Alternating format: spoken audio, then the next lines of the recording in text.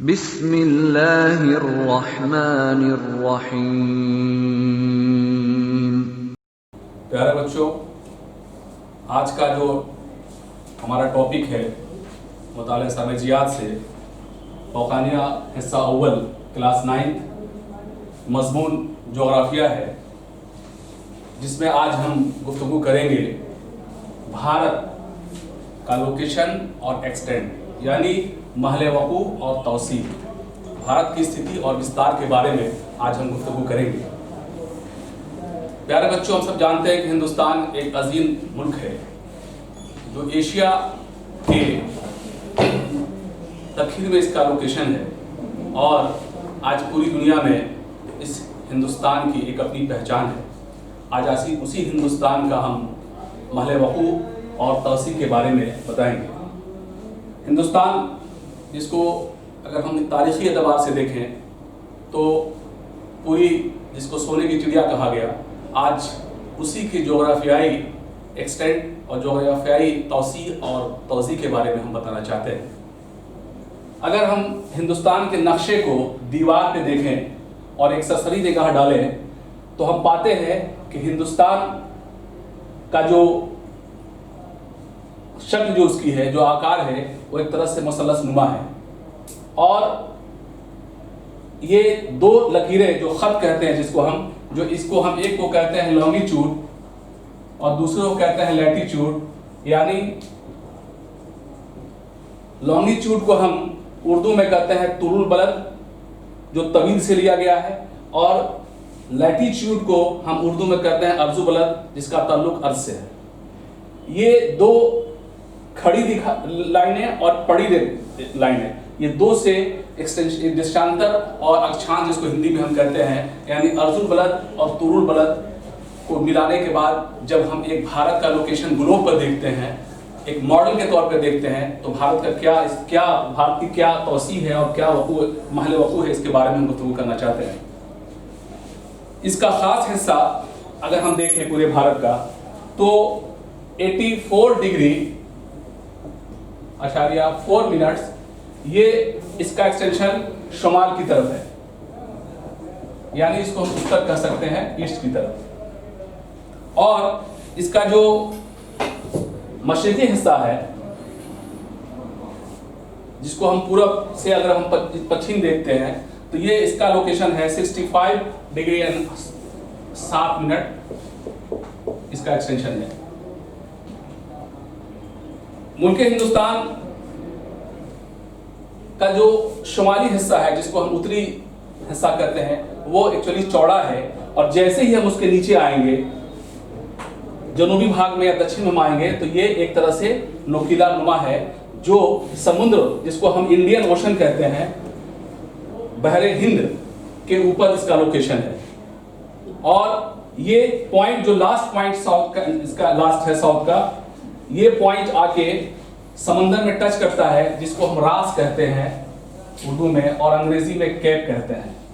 यानी ऐसा साहिली भाग जो तीनों तरफ से समुद्री सिम से जुड़ा हो, उसको हम रास या कैप कहते हैं और हिंदी में आशा अंतरीप कहते हैं, जिसका सबसे लास्ट का जो हिस्सा है उसको हम कन्याकुमारी के नाम से जानते हैं।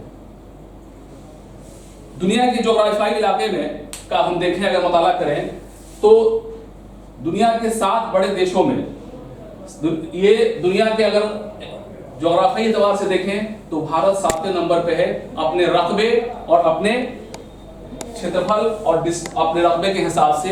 ये रकबा इसका है 3.8 मुरब्बा किलोमीटर।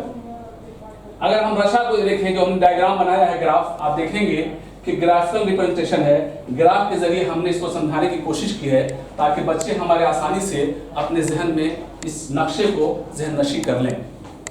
सबसे जो दुनिया का सबसे बड़ा जो मुल्क है वो है रूस, जिसका एरिया है, यानी मुरब्बा मीटर जो हम कहते हैं, क्षेत्रफल एरिया है, वो 170.7। ये सबसे बड़ा मुल्क है दुनिया का, जिसको रशा, उसकी दूसरे साथ हम कहते हैं।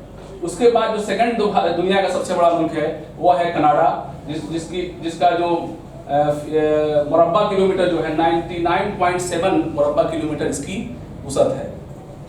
तीसरा जो मुल्क जो है पूरी दुनिया में सबसे बड़ा जिसको मुल्क कहा गया है वो अमेरिका है, जिसको यूएसएसआर भी हम कहते हैं। इसका जो एरिया है वह है 9.9 मुरब्बा किलोमीटर। अब हम चाइना की बात करते हैं, जो हमारा सबसे उम्दा पड़ोसी मुल्क है। वो हमारे उसका जो क्षेत्रफल है या उसका जो एरिया है मुरब्बा मीटर है वो है आपको 8.4 मुरब्बा किलोमीटर। ब्राजील है, उसके बाद भारत 7वें नंबर पे है। तो पता ये चला कि दुनिया के 7 मुल्कों के इस दुनिया में जोग्राफियाई एतबार से भारत का जो लोकेशन है, भारत की जो वसत है वो 7वें नंबर पे है।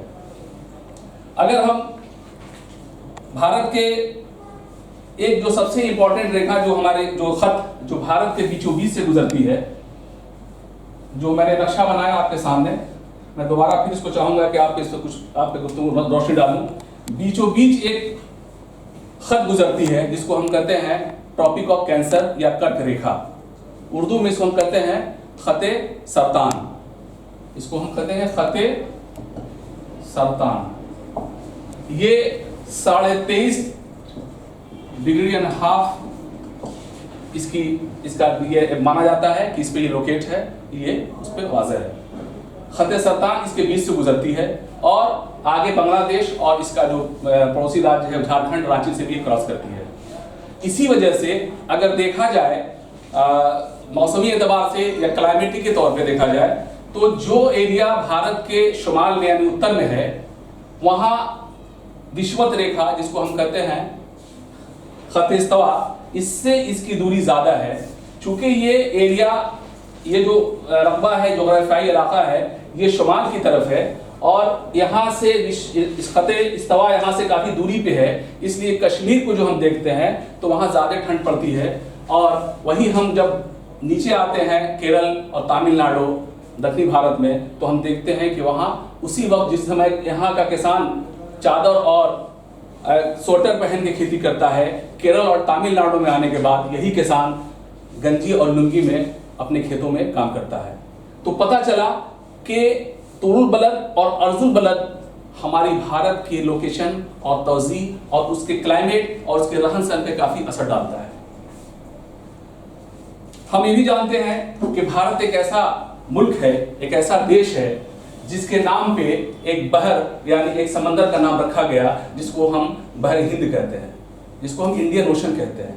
और भारत की पूरी दुनिया में जो पहचान बनी, इसने अपना ये एक लोहा मनवाया, वो इसलिए कि एक वाहिद ऐसा समंदर है जो एक मुल्क के नाम पे रखा गया, उसको कहते हैं इंडियन ओशन, बहर हिंद।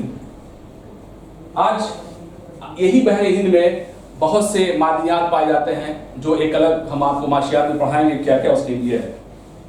भारत के कुछ पड़ोसी देश हैं जो हमारे नेबर्स हैं, जो हमारे पड़ोसी देश हैं, उसमें ख़ास तौर से पाकिस्तान, अफगानिस्तान, चाइना, नेपाल, भूटान, बांग्लादेश, श्रीलंका, म्यांमार, ये हमारे जज़ीरानुमा मुल्कों में एरिया में शामिल है। और नेपाल एक ऐसा मुल्क है जो हिमालय के शुमाल उत्तर में है मुकीम है और जो हिमालय की गोद में मकाम रखता है। और कई एक और जो है बीच से एक खत गुजरती है जिसको हम खतुन निस्फ नहार कहते हैं, जो इलाहाबाद के नैनी से क्रॉस करती है 23.5 डिग्री 30 मिनट मशरिकी तुरुल बलद, जिससे हम भारत के मेयारी टाइम को, मेयारी वक्त को नापते हैं। और यही वजह है कि पूरे हिंदुस्तान में एक समय लगभग घड़ी की सुई जो होती है इसी मेयारी टाइम से, इसी मेयारी वक्त से हम उसका पैमाइश उसकी करते हैं। चूँकि भारत और हिंदुस्तान का जो महल वक़ू और तौज़ी है ये काफ़ी बड़े एरिया में फैला है, एक छोटा मुल्क नहीं है। ऑस्ट्रेलिया के बाद इसी का पूरे दुनिया में इसका मुकाम है और कहते हैं कि आबादी के लिहाज से भारत हर साल एक ऑस्ट्रेलिया के बराबर अपनी आबादी की अफजाइश करता है। अगर हम सियासी एतबार से देखें, सरहदी एतबार से देखें तो यहाँ 2 खत यानी 2 लाइन हमारी सरहद बहुत ज़्यादा इम्पोर्टेंट है, बहुत ज़्यादा अहमियत की हामिल है। पहला है मैकमोहन रेखा। मैकमोहन लाइन, जिसको खते मैकमोहन कहते हैं, जिसको उस ज़माने में एक सरहदी लाइन खींच के हिमालय से होते हुए खींचा गया, ताकि ये पता चले कि ये सरहद मेरा है और ये सरहद चाइना का है, जिसको हम मैकमोहन खत कहते हैं। दूसरी सबसे इम्पोर्टेंट खत है, लाइन है, जिसको हम रेड क्लिफ लाइन कहते हैं, जो इंडिया और पाकिस्तान, भारत और पाक के बीच ये एक खींची हुई कयासी इमेजिनरी लाइन है।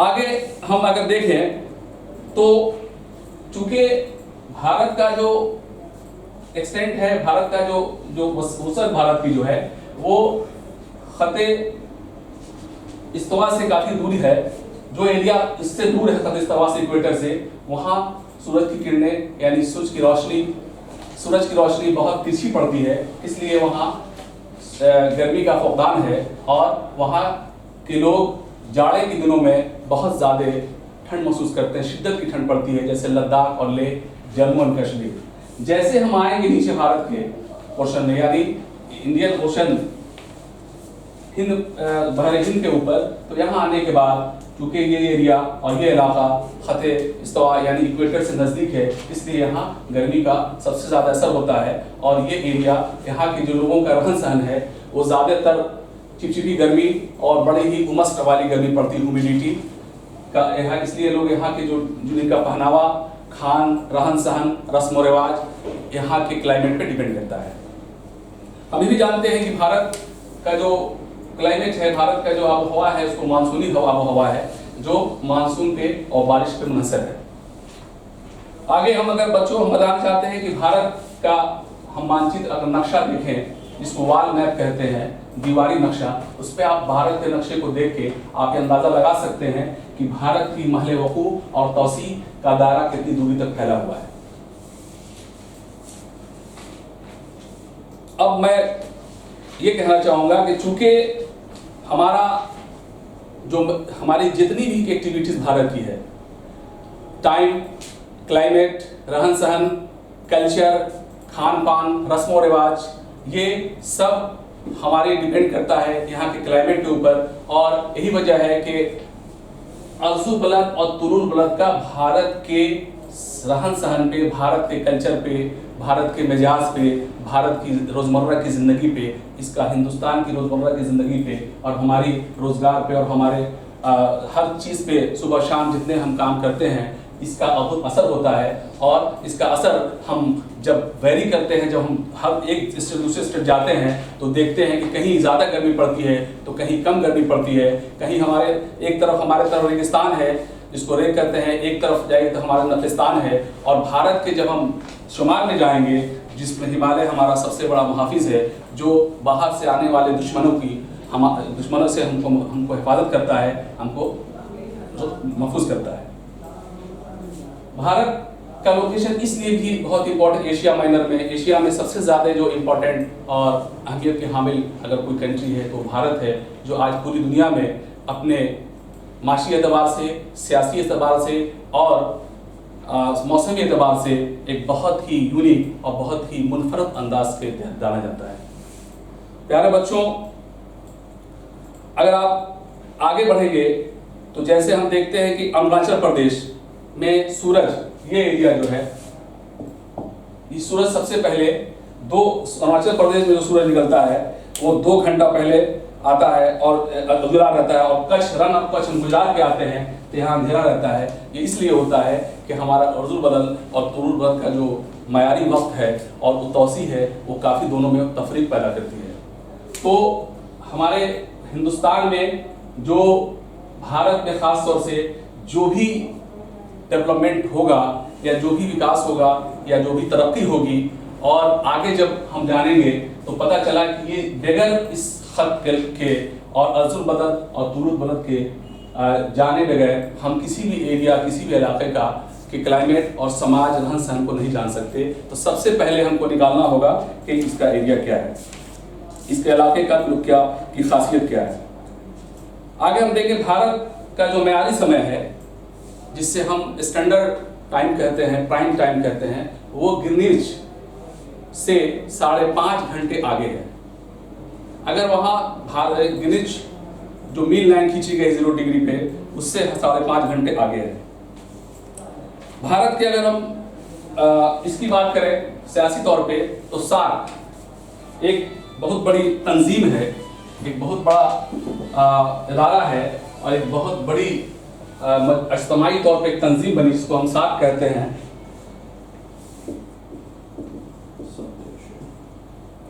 South Asian association for regional cooperation.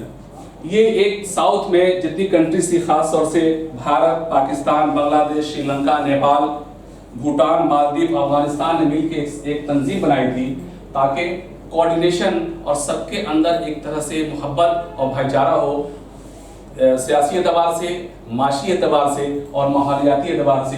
ये जो तंजीम है आज पूरी भारत और एशिया में आज भी रन कर रही है और इसके मेंबरान जितने हैं वो खास तौर से एशियन कंट्रीज के हमारे मुल्क हैं।